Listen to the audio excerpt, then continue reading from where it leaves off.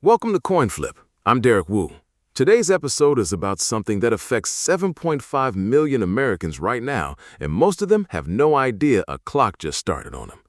The Save Student Loan Plan is done. As of March 10th, a federal court killed it, and according to the U.S. Department of Education, servicers started sending 90-day notices on July 1st. You get that notice, the countdown begins. Don't act, and you get dropped into a higher-cost standard plan with no forgiveness path. That's the default, and defaults are expensive. So today we're going to break down what your actual options are, because there are three of them, and they are not equal. RAP, IBR, Tiered Standard. We'll walk through what each one costs in real dollars, not theory. Then we get to the part that almost nobody is talking about. There's a forgiveness credit problem buried in how RAP handles your payment history. Prior payments you've made on other income-driven plans, those can count toward RAP's forgiveness clock. But if you switch into RAP and then try to switch back to IBR's forgiveness timeline, that's a one-way door most servicer emails will never mention. We'll explain exactly what that means and who it actually affects. And we're going to end with something concrete. A 3-question framework. That's it, 3 questions, and one action you can take this week that gives you a 1% interest rate reduction just for enrolling in AutoPay by September 30th.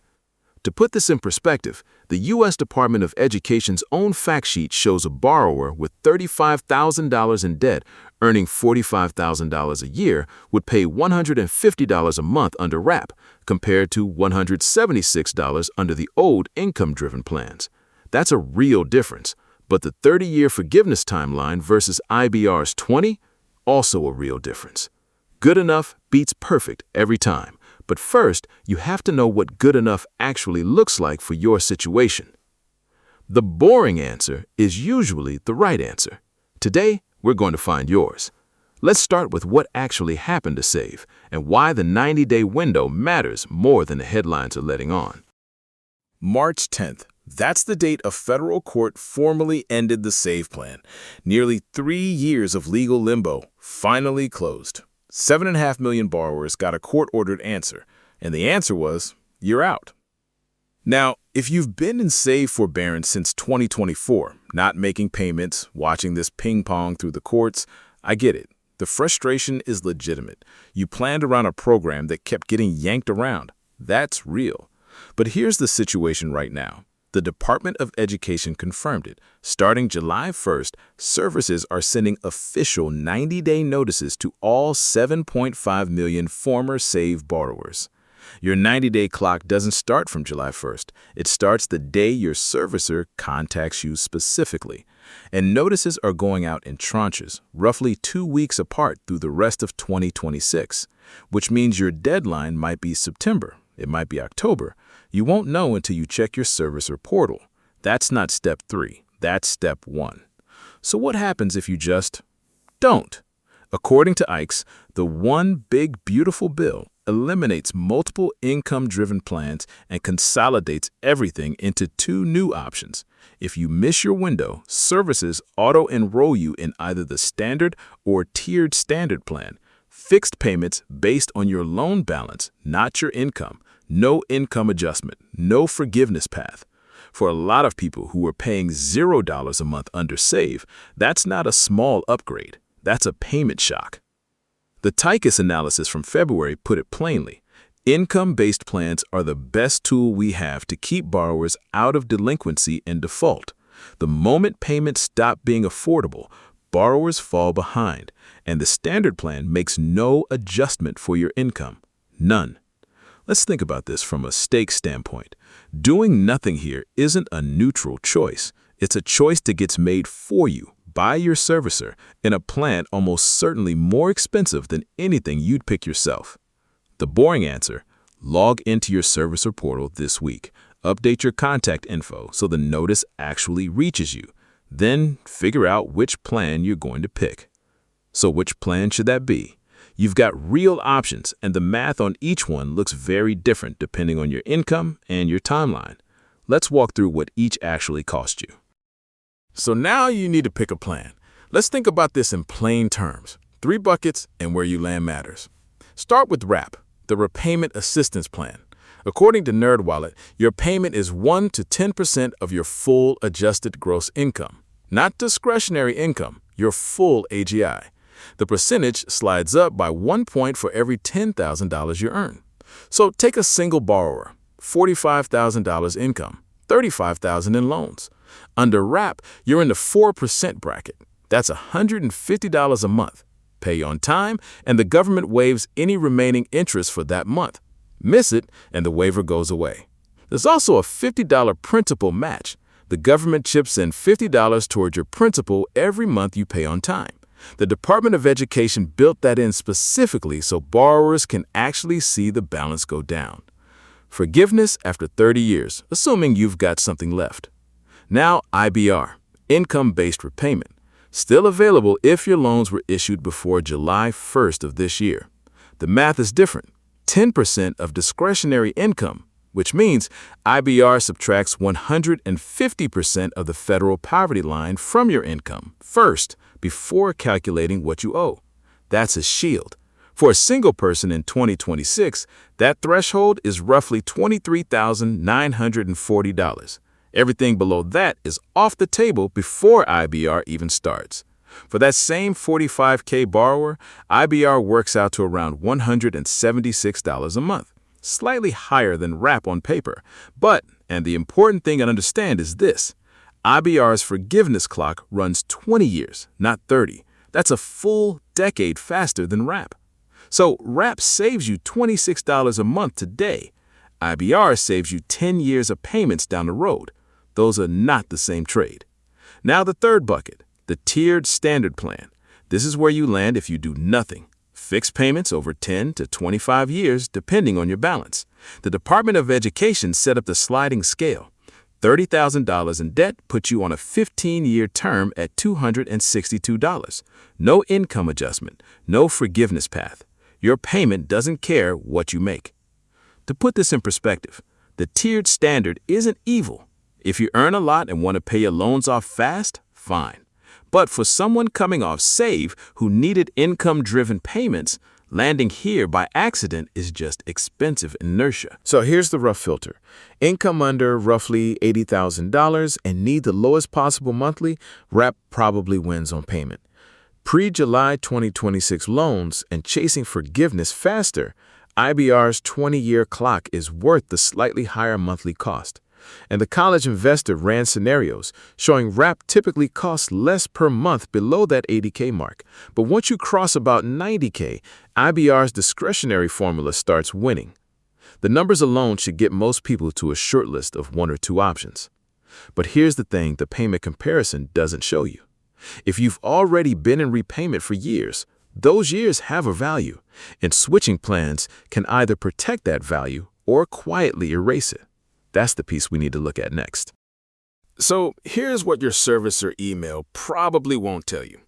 Credits flow into RAP just fine, but they don't necessarily flow back out. Let me be specific.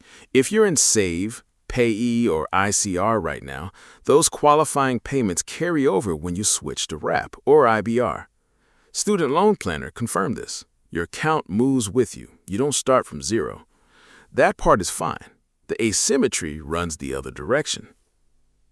If you switch into RAP and later try to move back to IBR, it's not clear your RAP payments count toward IBR's forgiveness timeline. CNBC reported that several experts flagged this, and the Department of Education hasn't clarified it. RAP payments do count for PSLF. That part is settled, but for standard IDR forgiveness, still murky. Think of it like a one-way turnstile. You can bring your credit in, getting it back out is a different story. And then there's the clock itself. RAP extends the forgiveness finish line by 5 years. What was a 20-year IBR timeline becomes 30 under RAP. A 25-year clock also becomes 30. SavingForCollege.com laid this out clearly. So if you're within, say, 3 or 4 years of forgiveness on your current plan, stay put. Do not switch. The 5-year extension alone costs you more than anything RAP saves you on interest. Now, if your balance is still growing despite making payments, interest outpacing your principal, that's a different picture. RAP's interest waiver stops the bleed. The $50 monthly principal match chips away at the balance. For someone years away from forgiveness with a climbing balance, that combination can matter. So, the frame is simple. How close are you to the finish line? That one question does most of the work. And that's exactly where we're going next. 3 questions, 1 concrete action, and you walk away knowing which plan to pick. 3 questions. That's all you need to pick a plan. Let's run them fast. Question 1. How close are you to forgiveness? If you're within 5 years on your current IDR plan, stay put. Do not switch to RAPE. The math on that one-way credit problem we covered makes the answer obvious. Question 2. Is your principal still climbing? If you're making payments and your balance keeps growing anyway, RAPE addresses that directly. The interest waiver kicks in and there's a $50 government principal match on top of that. Question 3. Are you going for PSLF? RAPE qualifies. Both plans count toward those 120 payments, so focus on whichever produces the lower number. Forgiveness erases what's left either way. Now, the action item. Go to studentaid.gov, run the loan simulator, compare your monthly payment under RAPE versus IBR. Takes about 10 minutes. Give the IRS permission to share your tax data, and it's even faster. One bonus while you're there. The U.S. Department of Education confirmed that borrowers who enroll in autopay by September 30th get a 1% interest rate reduction through June 2028. Stack that on top of whichever plan you pick. It's free money, sitting there, waiting. Most financial decisions are coin flips. They genuinely don't deserve the mental energy. This one does. 3 questions, 10 minutes, 1 choice. Make the call. All right, let's land this plane. Here's the one thing I want you to walk away with today. The SAVE plan is gone, and the 90-day clock to pick a new repayment plan is personal. It starts when your servicer contacts you, not from some fixed date on the calendar. Miss it, and someone else makes the call for you. And that someone is not on your side. We walk through what each plan actually costs. RAP, IBR, tiered standard, using real numbers on a real borrower situation. The math told a clear story. Lower monthly payments today or fewer total payments down the road. Those are not the same trade, and only you know which one fits where you are right now. The moment that stuck with me, and I think it'll stick with you too, is the one-way turnstile problem with RAP. Your prior IDR payment history carries into RAP, but RAP payments may not carry back into IBR's forgiveness clock. Most servicer emails would never mention that. Now you know. 3 questions. That's your decision framework. How close are you to the forgiveness finish line? Is your balance going up or down? And are you working towards PSLF? Answer those honestly, then log in to studentaid.gov, run the loan simulator, and enroll in autopay before September 30th. That's your 1% interest rate bonus on the table. Look, most of this stuff is genuinely boring. Repayment plans, IDR acronyms, poverty line calculations. I get it. But boring decisions made on time consistently beat perfectly optimized decisions made too late. So make the call. Log in this week. Update your contact info so the servicer notice actually reaches you. That's the move. If today helped you get a little clearer, subscribe so you catch the next one. Got a money decision you're spinning on? Drop it in the reviews. I might just flip a coin on it next week.